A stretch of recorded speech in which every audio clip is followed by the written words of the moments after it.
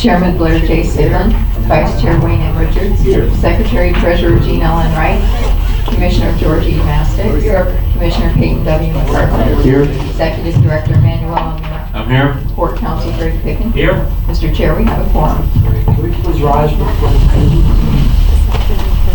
of allegiance to the flag of the United States of America and to the republic for which it stands, one nation, under God, indivisible, with liberty and justice for all.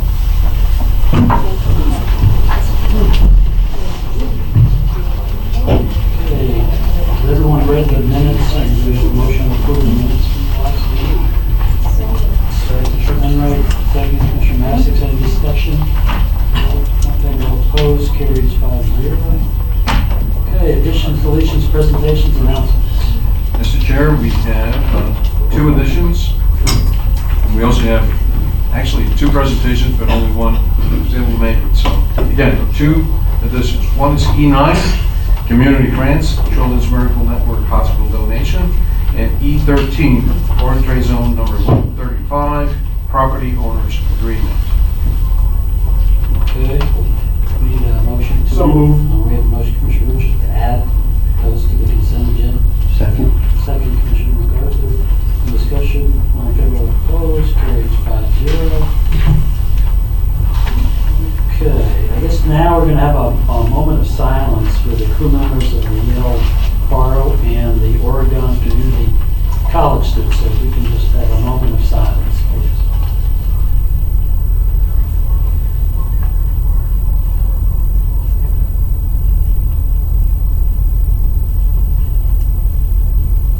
Great, thank you very much. Okay, and our presentations. Presentation. Commissioners, we have Kumba Payne. Is she here yet? There she is. Wow, timing. All right, Kumba has a 10-year service award. All right. 10 years. Kumba, if you can welcome.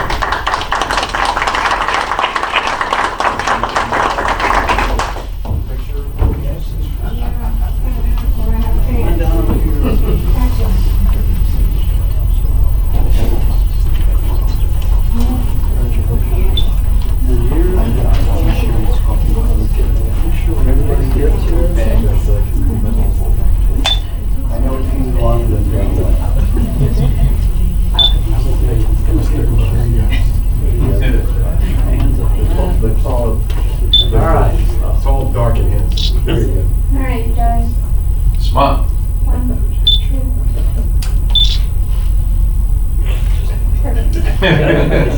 Congratulations.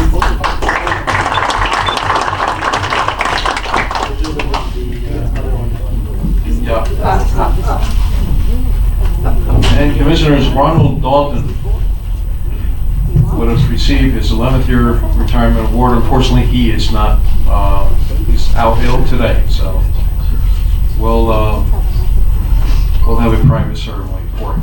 How come he's got an 11 year? What happened? He missed last year or something? Incidentally, he's also retiring at the end of the month, so we're going to miss him. Thank you. Okay. We'll move on to the consent agenda. Does anyone have anything they'd like to talk about? Do we have a motion for the consent? Yes. I don't want to pull anything, but I just want to compliment staff on the letter from Moody's.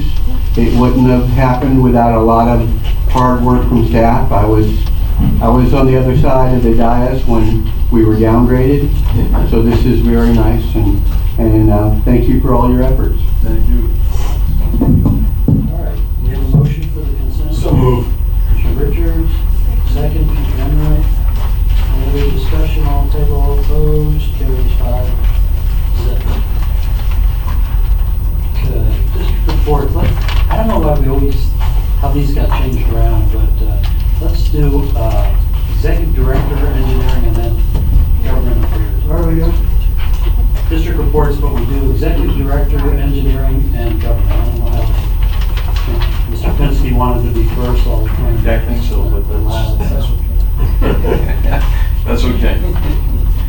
Good afternoon, Commissioners. I'll start with the following. We have been contacted by Anthony Miller, wanting to know if the port is interested in having a PBSO sheriff's camera on Peanut Island. This camera would enable the sheriff's office to monitor and observe vessel traffic and spot potential hazardous condition. Staff continues to do some research, and I am confident that by the next month board meeting, we will be bringing an agenda for your review and approval. Secondly, Mr. MacArthur beat me to the punch, but Moody's Investment Financial Service upgraded the Port of Palm Beach District Port to a Baa3 from a Ba1, and the outlook is stable. They cited sustained financial improvement, partly due to successful contract renewals with our largest customer, improved margins experienced over the last four fiscal years, improved port cash flow. Congratulations to our CFO and as Commissioner.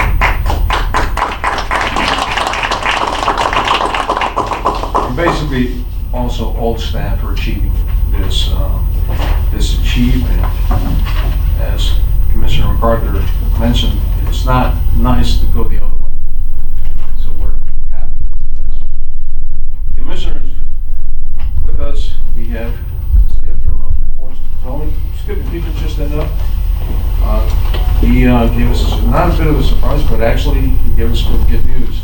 The new tug boat that's in service now called the Frank M. It was built by Rodriguez Shipbuilding in Bayou Labarte in Alabama. It has 3,500 horsepower versus the 2,800 Captain Bud, which was the largest horsepower tugboat that we once had. Frank M. was specifically designed to maneuver and operate in narrow slips like ours. The better news is that now Port Tobin has 3 tugs, minimizing the need for outside assistance. If you have any questions or anything you want to say, Skip? Good, thanks. Any questions? If not, we move on. Under the port's beautification, Southgate container wall, what you see is empty containers stacked too high. This wall reaches from our maintenance shop almost all the way down to the FP&L fence. Teeters, who is responsible for building this wall, cannot expand to the south any further because it will block access to their footprint and block the access road, which is basically a fire lane, correct, fire lane. Incidentally, this has not cost the port anything. We hope that this has been received well by the community, and see if it works.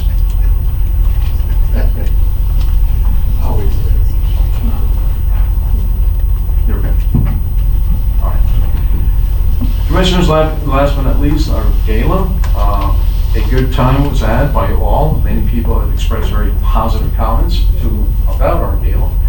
Most of them are asking, they cannot wait for the next one.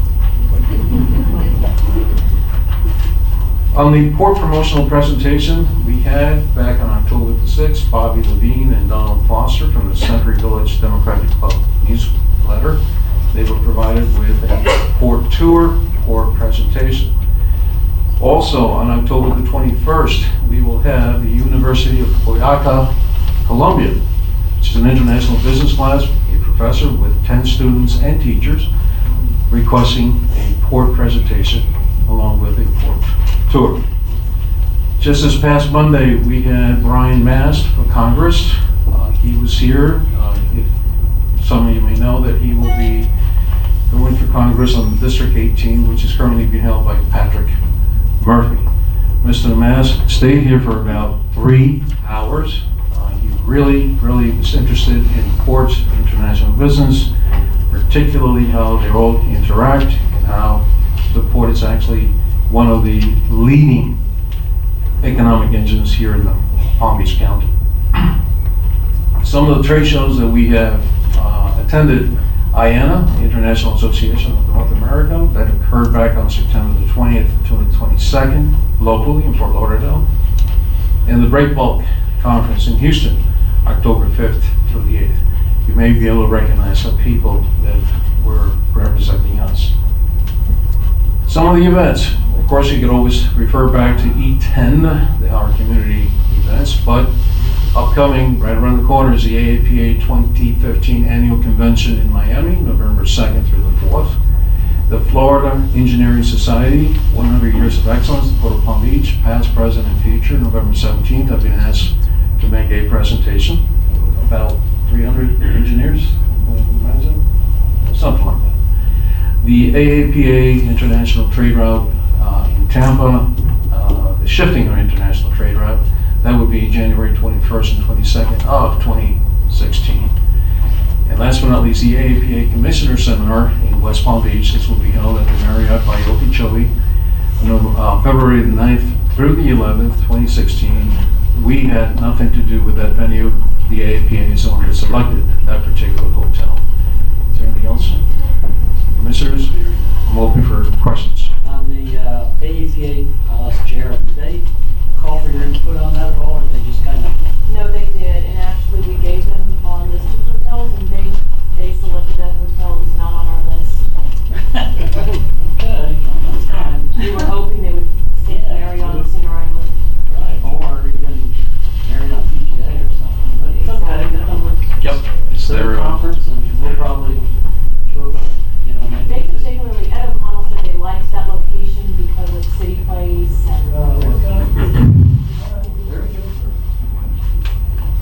Mr. O'Meara, I want to commend you and the town on the wall. I have not spoken to the residents yet over at River Beach Heights, but I have been going up and down on Dixie, and it is nice to see.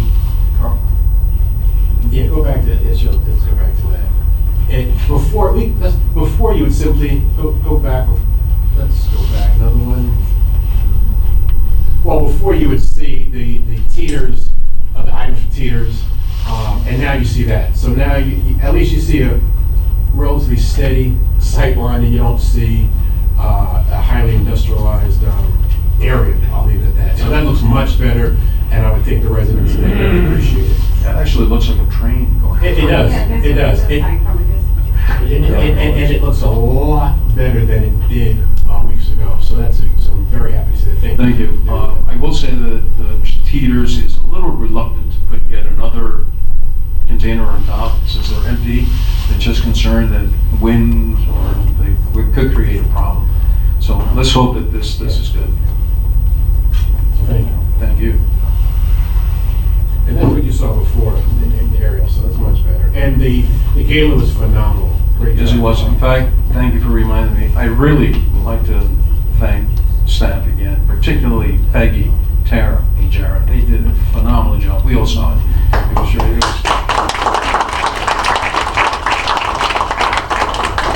Best thing now is that they will go back to work. Thank you. Okay, Tom. Good afternoon, Commissioners. In addition to my engineer's report, Casey Long, Mike Flattery, and I completed a walkthrough of the MOB building on Tuesday, October 13th. This is a photo of the roof chillers. We're in a very corrosive environment. The chillers generate some very high heat, then they cool down to the surrounding temperatures.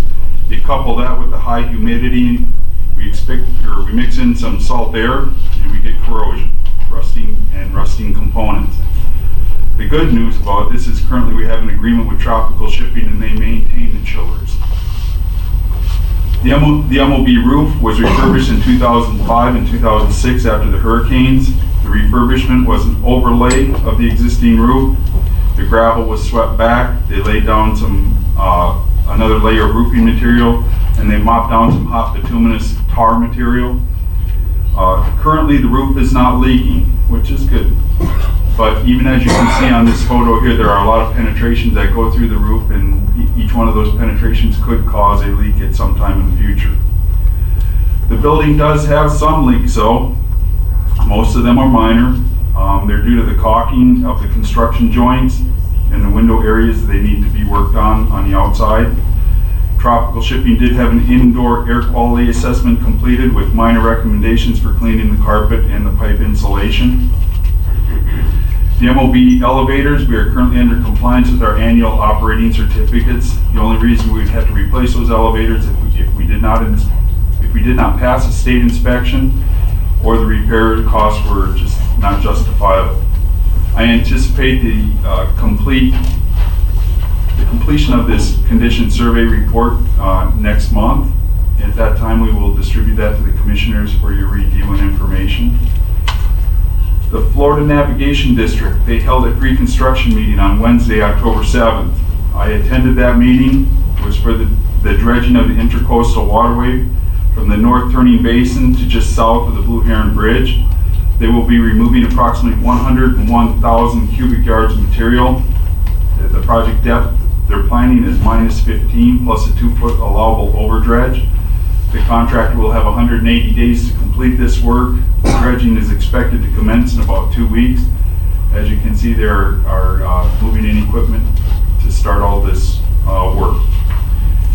Who's paying for that? Florida Inland Navigation District. Okay, and they're doing that for any special reason, or is this for, I mean, they've never done it before, so I'm just curious. Actually, I've been to a couple meetings where they had this one, this dredging going on. They just got all their permits. They did all their public meetings.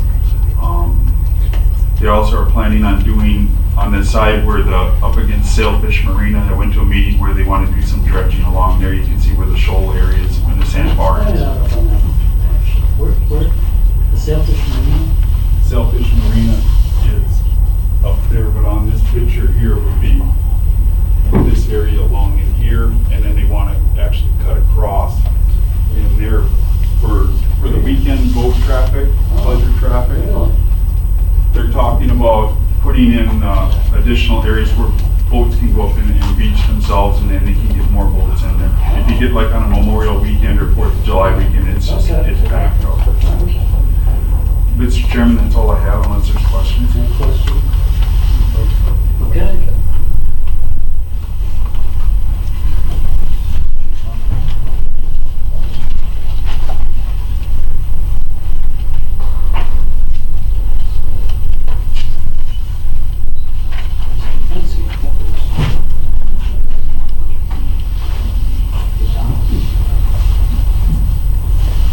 Mr. Chairman, Commissioners, Richard Pinsky, you have in your book the summary and the local bill. Just to remind you where we were last month's meeting, you adopted 2 items to include in legislation not doing the codification of the full port charter. You extended to Riviera Beach and also to the town of Palm Beach should they have minor tweaks, I think is how it was characterized, to the charter, that we would consider that and still have an opportunity to come back and consider a full codification. Subsequent to that meeting, the town of Palm Beach and Riviera Beach met offline by themselves without us. Riviera Beach reported back to us that they could not come to any agreement, and Riviera Beach Attorney Pam Ryan had indicated that she had felt as though what the town of Palm Beach wanted was a little too comprehensive beyond what Riviera Beach wanted, and they both agreed that they would just allow codification to sit. They both agreed that they would not oppose these 2 items and did not want to hold up the Port of Palm Beach from getting these 2 items introduced in the 2016 legislative session.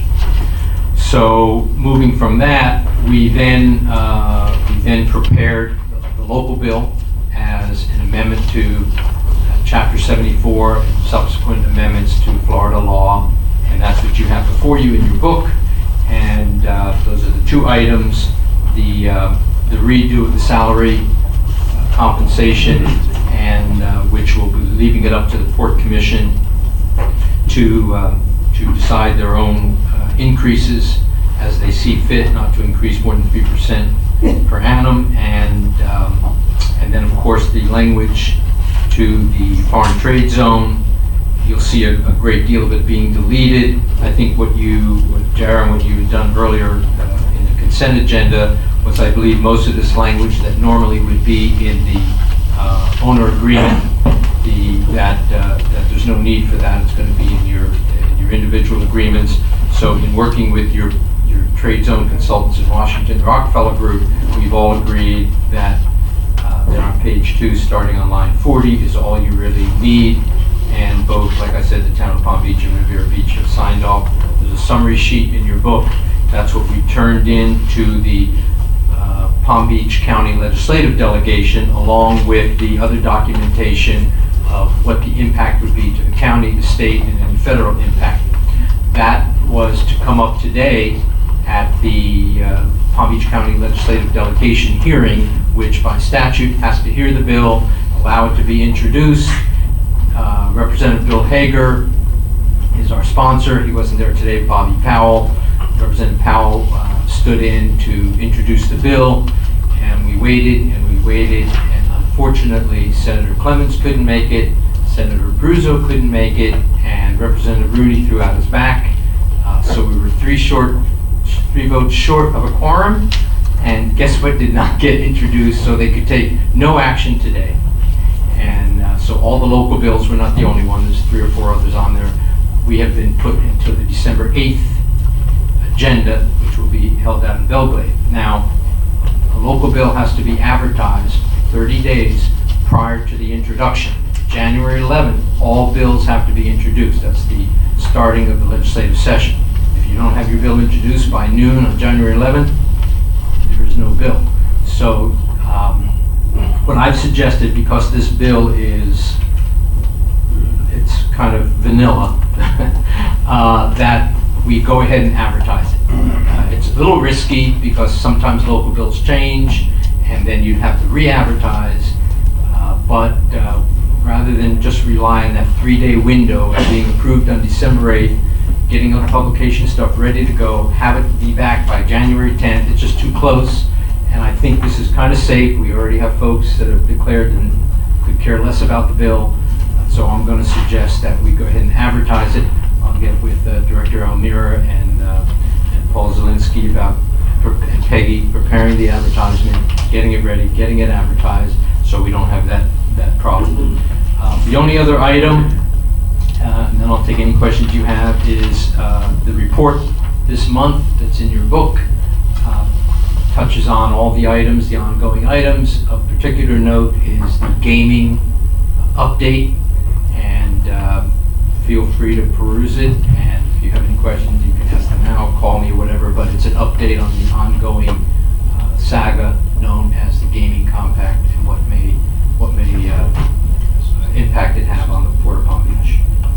Okay, thank you very much.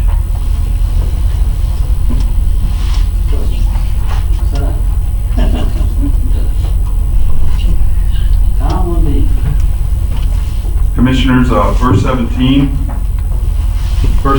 is our southernmost marginal wharf down here. What we're planning on doing is we're going to be cutting in what I call a mini slip into that. We're going to be going back into the upland area about 110 feet. The mini slip will be about 8 foot wide. It will be able to berth a vessel, a 300-foot vessel at this location without extending it into the intracoastal waterway. We have, the total project cost is $9.2 million. We have bond funds from the state for that. It's 50-50 funding. And the whole deal is we must spend their $4.6 million first. Or we have to spend their $4.6 million first, and we have to have that expended by December 31st of 2016. With that, I would like to go on to item G1. G1 has 3 components. Mr. Chairman, if it's okay with you, I would like to complete the first 2 items together and then discuss item C. The first 2 items are the approval of the wages and benefit scale submitted by Iron Workers Local 402 and the International Brotherhood of Electrical Workers Local 728. Port staff recommends approval.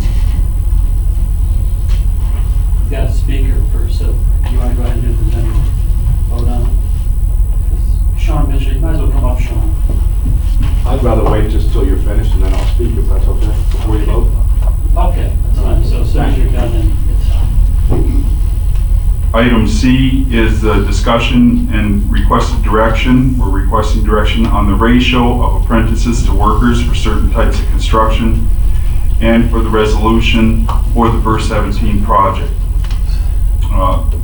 At the September board meeting, Sean Mitchell recommended a ratio of 1 apprentice to every 5 workers for certain types of construction. If this ratio is acceptable, then the information will be memorialized in a resolution for the Burr 17 project, similar to the one we had for slip number 3. Board staff requests that the board authorize the executive director and the board's attorney to finalize the resolution document and to allow the executive director to sign the document once it's completed. Then the wages and benefits policy and the resolution will be included into the Burr 17 construction documents. Do you want Sean to speak? Yeah, Sean, come on over.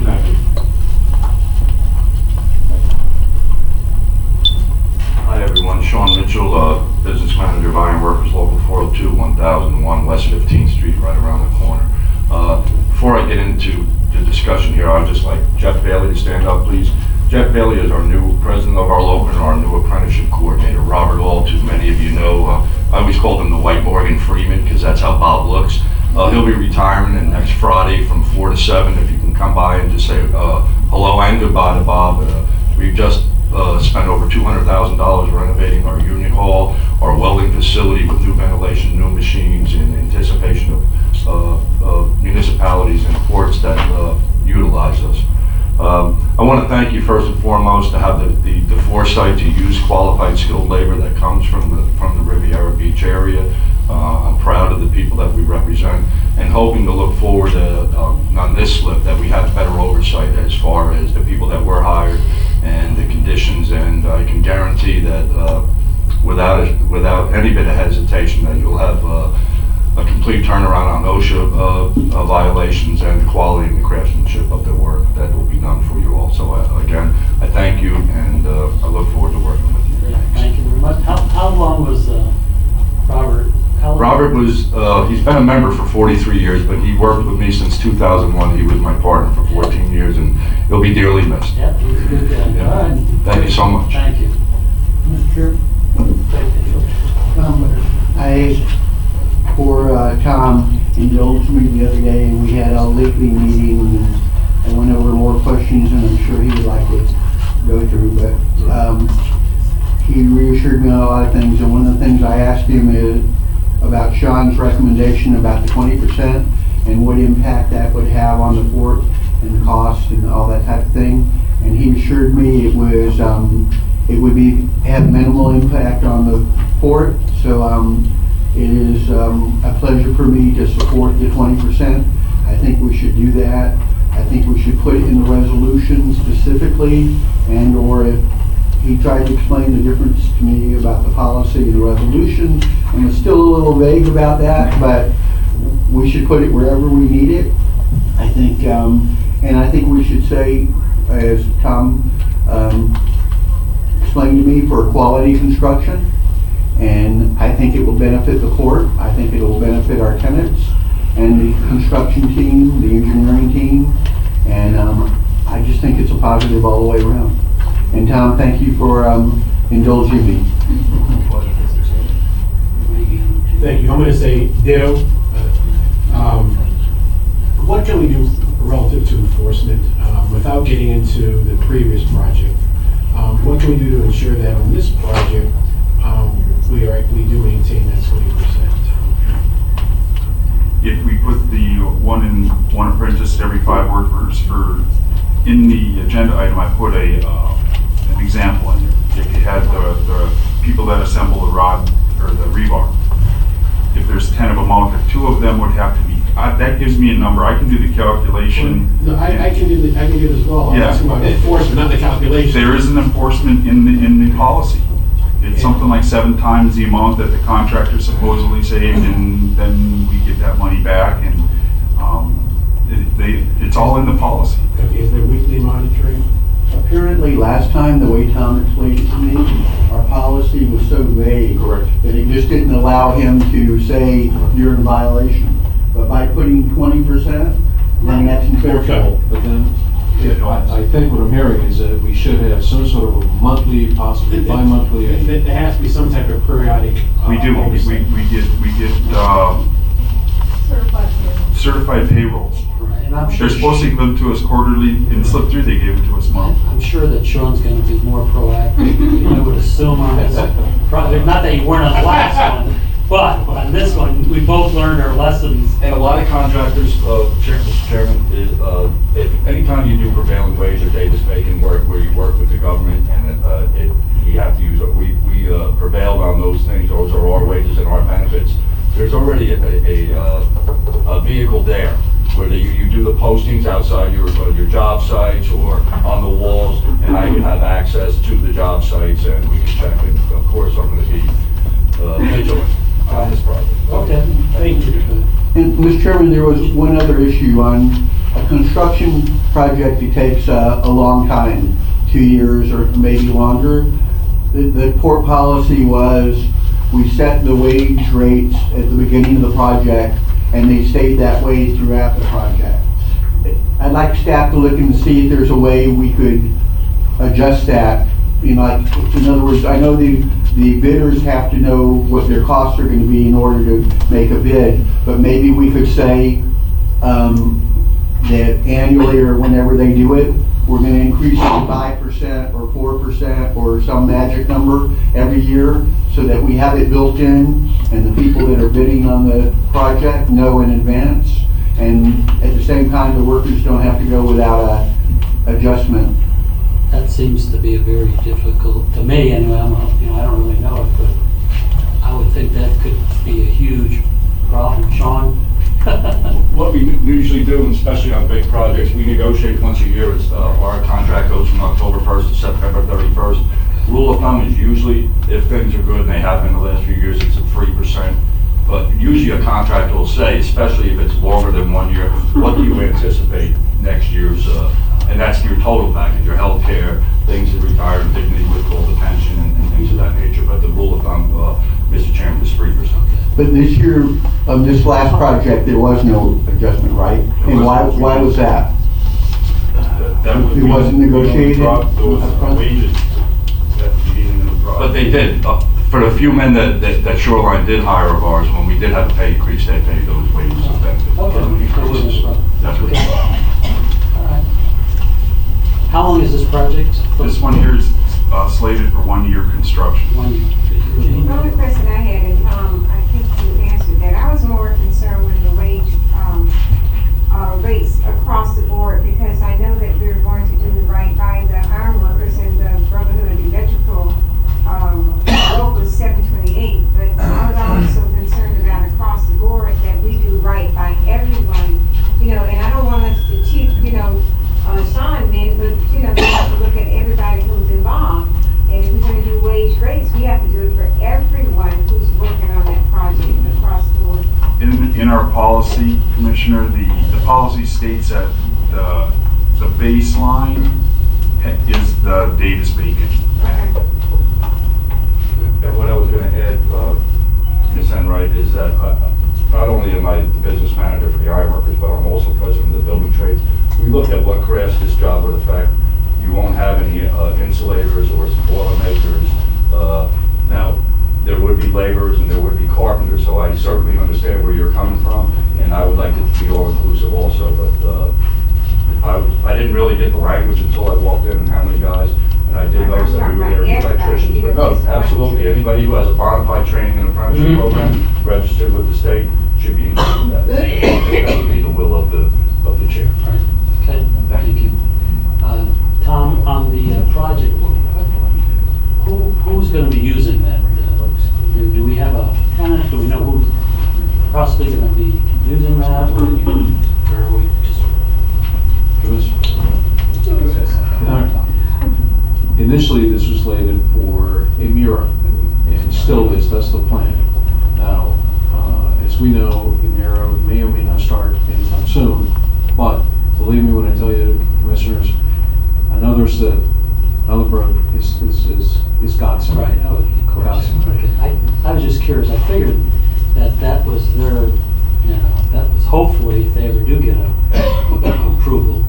And didn't they just have a big merger too, so. Tico. Yeah, in Tico, so, you know, so that's important, and hopefully we'll get everything figured out in the, you know, the early part of the year and get them in here, so. All right, any other questions? I'd like to just say something that the illustration you're looking at was done in-house. That's Carl Baker, did a phenomenal job. I really believe that this illustrates exactly what that slip is going to look like. So thank you, Carl. Really good job on that. Very good. Any other questions? All right, thank you, Tom. Do we need a motion? What are you looking Please, for us to do? A motion To approve A, B, and C? A, B, So and C. moved. All right, we have a motion, Commissioner Richards. Second, Commissioner Enright. Any further discussion? All in favor, all opposed, carries 5-0. All right, thank you. Mr. Chairman, item G2 is also with the Verse 17 project. It has two components. The first one is a e-com work order. The work order is for bidding services and construction administration services. It's in the total amount of $499,653.38. Board staff is recommending approval. We are also requesting permission to advertise for construction the Verse 17 project, so we can get that out on the street. I'd like to advertise that on December 6th. Okay, we have a motion, Commissioner Enright. Second by Commissioner MacArthur. Anybody have any discussion? I just want to say something. I'm very pleased after I had a look at it, because at first it was anticipated that this would cost us, I mean, maybe twice as much as money. I mean, it was first looked at for in 2014, the price was nearly double, and now they broke out all the crooks and the crannies, and now they're coming out with the bid, with this last part, because the whole, except for the construction, it's gonna cost roughly $900,000, so I commend Tom, for the job they've done, because when you looked at this job like a year and a half ago, nearly 2 years ago, we were looking at twice the amount of money, so, well done. Okay, where is this money involved? So where are we getting our share of it? I have it in the bank waiting. All right, that's what I like to hear. All right, great. So we vote, okay, we got a motion and, no, we already had a motion and a second. All in favor? Aye. All opposed, carries 5-0. Thank you. Very good. Next, we have our legal counsel.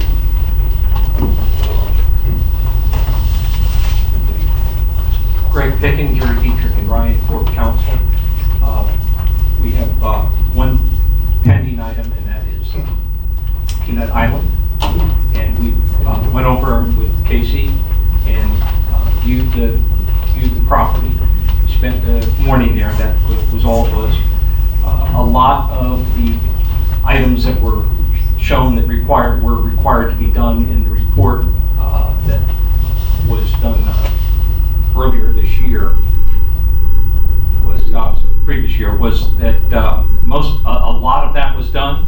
However, there remain a lot of issues which fit the legal definition, in my opinion, of the word waste. And there are also code enforcement issues. Code enforcement is going out, as I understand it. That's Palm Beach County? Palm Beach County code enforcement is going out, I understand, next week. And they're going to take a look at the property. They have already expressed to Mr. Miller that they were going to go out, but they had some scheduling problems and haven't been able to go out until now. So they'll be going out next week. I feel, as I say, that there are issues that fit the legal definition of waste, which Palm Beach Maritime Museum has the obligation to cure, or there will be further deterioration. And we have a number of pictures that we're going to be presenting in a report. Mr. Long, Casey, CH2M Hill, is going to do a little update for us, hopefully for the next meeting, that shows the items that were done. We were able to do that without having to bring a whole team of engineers out. And I think that, so we did a lot of value engineering on the original CH2M Hill proposal. So we will wait for the next meeting, and hopefully we will have information from Palm Beach County Code Enforcement, and we'll have Mr. Long's report, and Board steps are that they want us to take. Okay, any question? Good, thank you. Next item.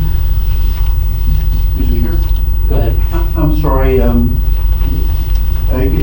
your background also mentions Stone Rock. Did you want to, I think we're in good shape right now, but did you Yes, want to we're in, I think we're in fairly good shape right now. Mr. Bicknell in our office has been working with Stone Rock and the city of Riviera Beach, and there was a proposal in force, rather their proposal being considered at this point for, and it's an agreement, but the agreement is just between Stone Rock and the city. Although the port helped broker it, the agreement itself is between Stone Rock and the city, and Stone Rock is going to move forward with a special request for a special exception, and that's the status. Good, thank you. Mr. Chair, Stone Rock, Stuart Kroll is scheduled to be here next Tuesday, Okay, Tuesday afternoon. good, He wants to meet with us. good. Okay. State of the Board Executive Director review. Good, man. Well, I throw it right back at you. Well, I guess you had talked last week. I guess we've got Yeah. some alternatives that were put into the contract that everybody has seen, and Gene, you can start off. Well, the only thing, in my opinion, is that,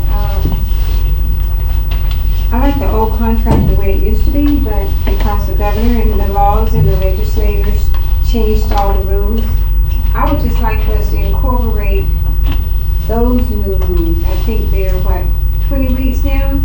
So have the same contract, but then just abide by the state new guidelines. The maximum of 20 weeks. The maximum of 20 weeks. I feel very uncomfortable trying to circumvent and change things that the state of Florida has already voted and made law.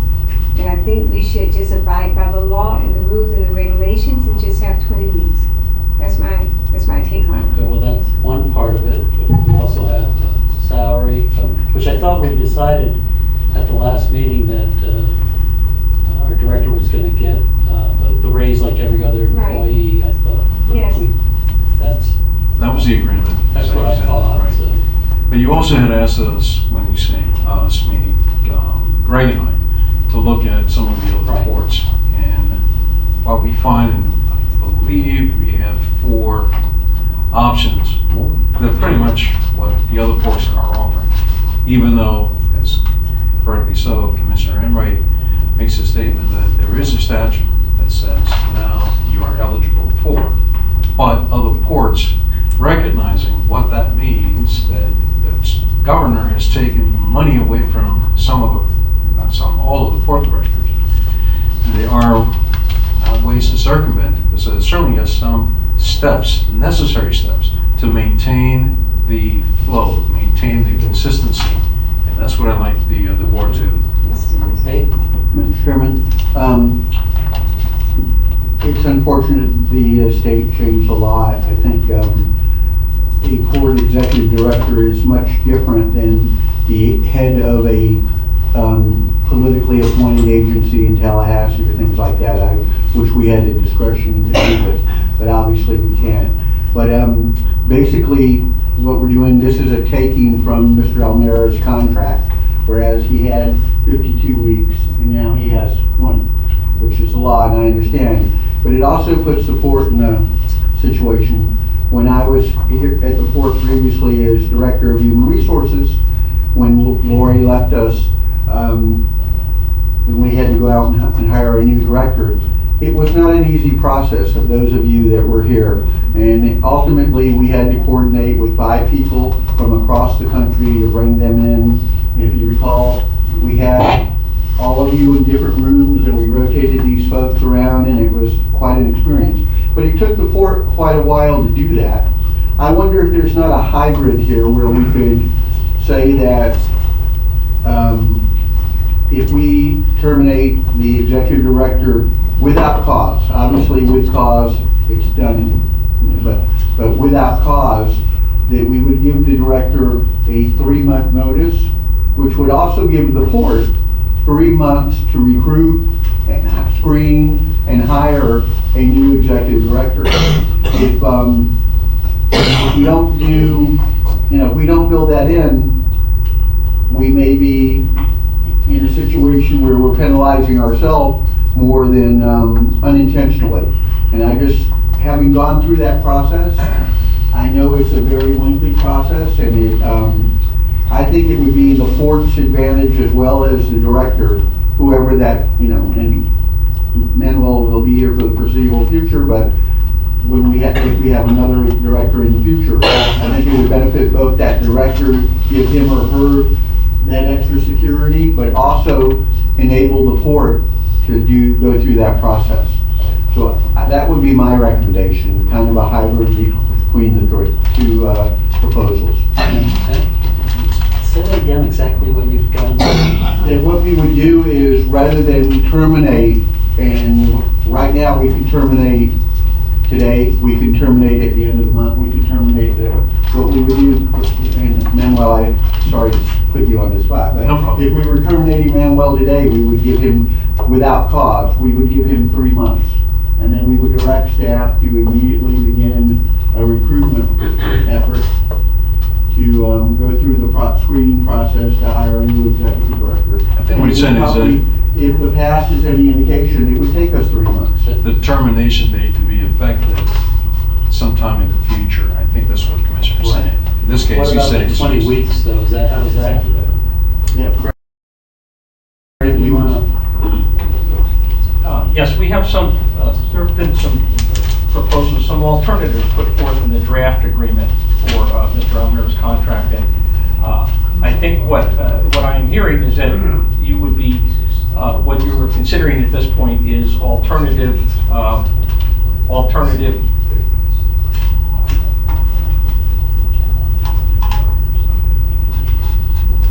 where Mr. Almira's contract, Mr. Almira receives 20 weeks of severance pay, and the termination date is 3 months out. So 3 months from now, let's say Mr. Almira was terminated today without cause, the board would have 3 months to find a new executive director. At that point, the termination of Mr. Almira would be effective, and he would receive 20 weeks of severance pay. Okay. So, so the option that we're discussing now, I'll make sure that I understand it. At a meeting, the voters to terminate the director's employment without cause. We don't like that. That's an Ohio state tie. You have to go. Okay? So we make the determinations, obviously without cause, for the next 90 or read this, next 190 or 120 days, whatever time frame, the director would still be employed. We would then obviously start our search, and his termination would be effective at the end of 90 or 120 days. So he would work through that time period while we begin our search. Right. Once his termination date occurs, he's gone, he doesn't show up anymore, but he then gets the maximum severance per statute, which is 20 weeks. Is that what we're saying? Yes. Okay, I understand that. And that is alternative 3 in the draft that you So have before that. that would provide the continuity that you speak of, so I understand that. I have a problem. I have a serious problem with that. Number one, if you're terminating someone without cause, there must be a good reason why we're doing it, okay? And I have issues with that. If you're terminating him without cause, then something's not right. We have issues, we have problems. And therefore, I would just like to see the 20 weeks. Now, let's go further. It also ties our hands up, because if we want to hire someone else, we got this person that we feel is not competent, who's not doing a good job, who we want to get rid of, and we still have to pay him or her and still hire somebody new. That ties our hands up financially. I have issues with that. I think we just should do, because with cause is different. Without cause, something's not right with the whole situation. So I'm back to where I started with 20 weeks, and I wouldn't add anything because I just have problems with it. And it would tie the court up financially to even try to go out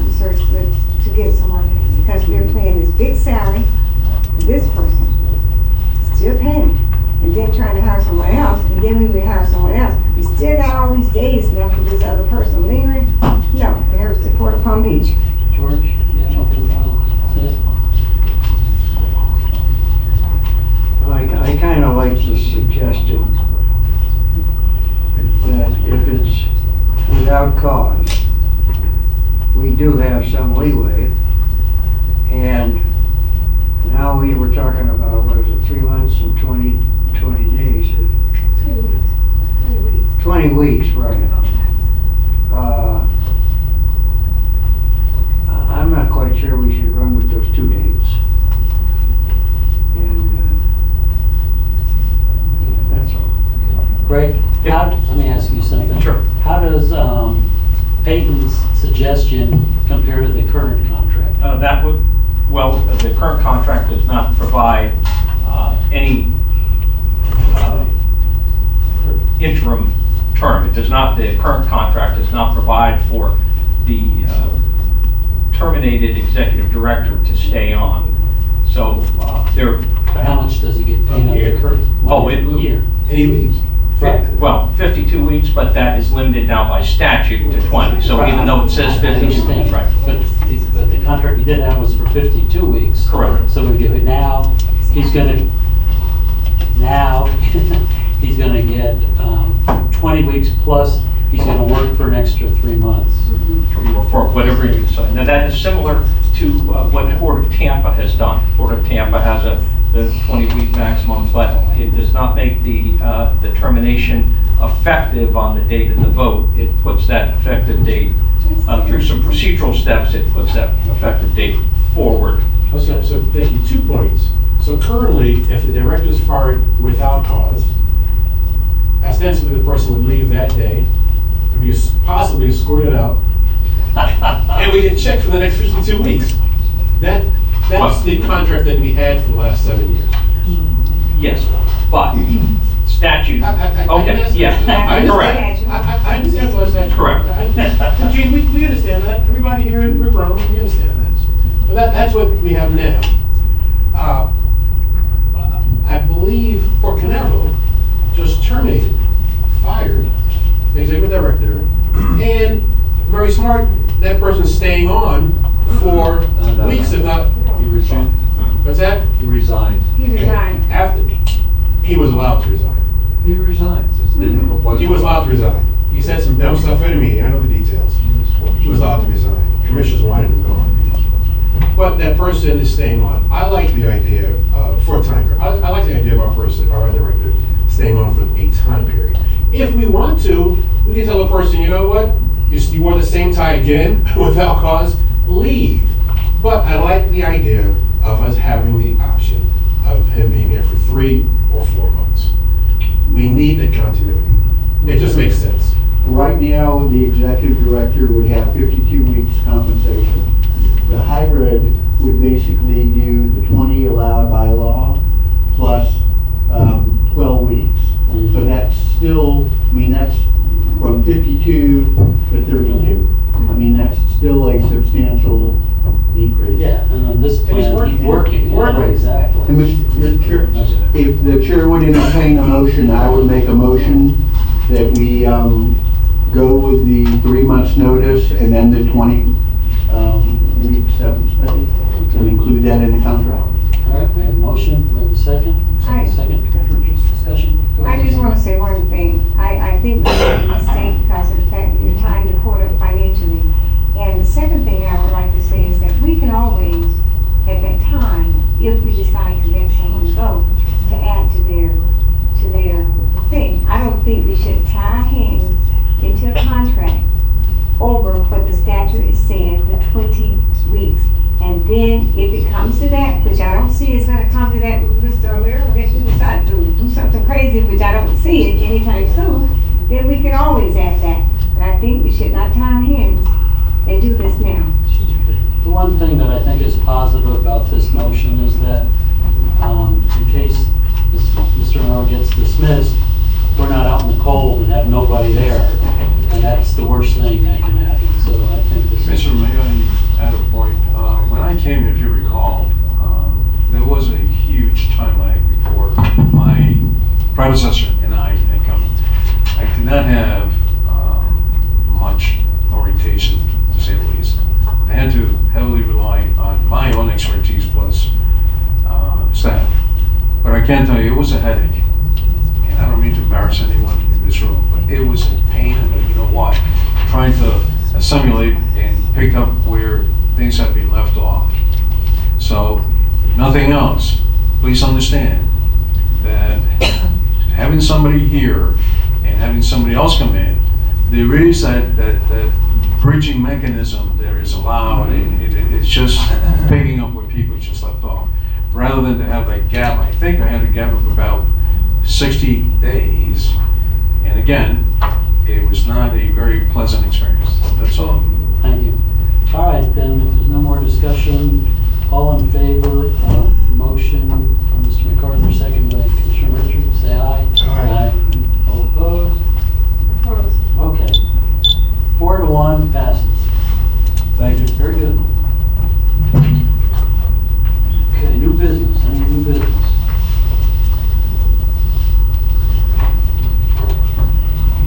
Mr. Chairman? Yes. I just have a,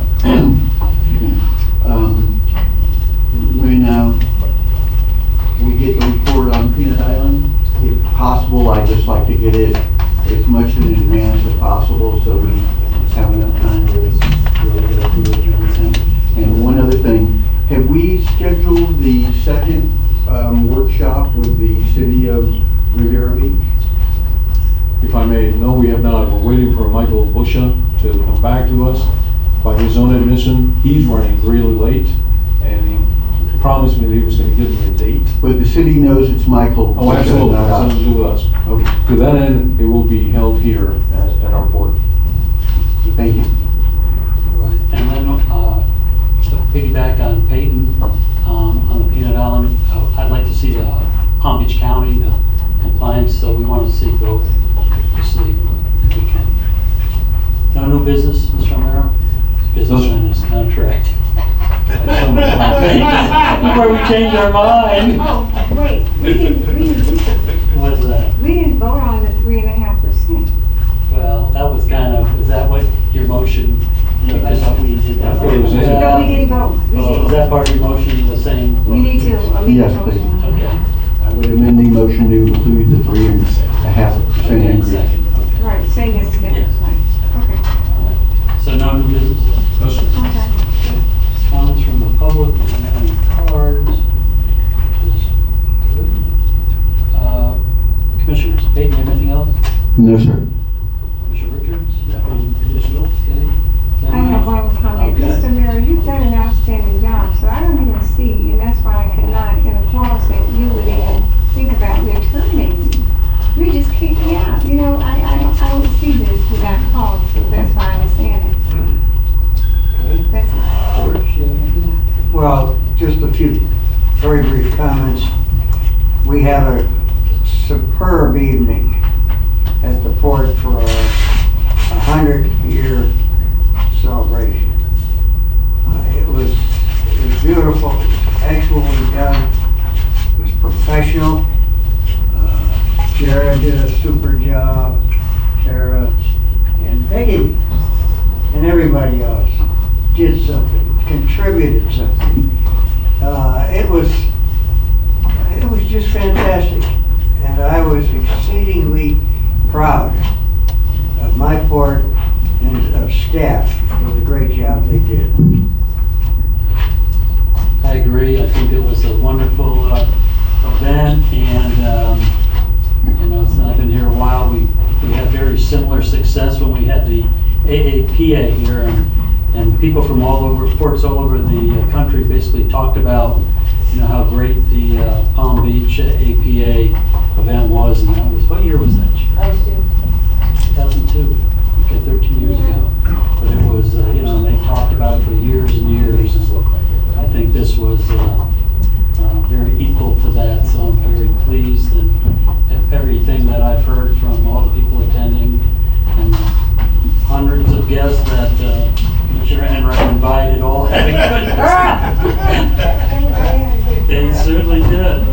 All right, so if we got nothing else, our next meeting is November 19th at 4 o'clock, and that's it. We're done. Thank you.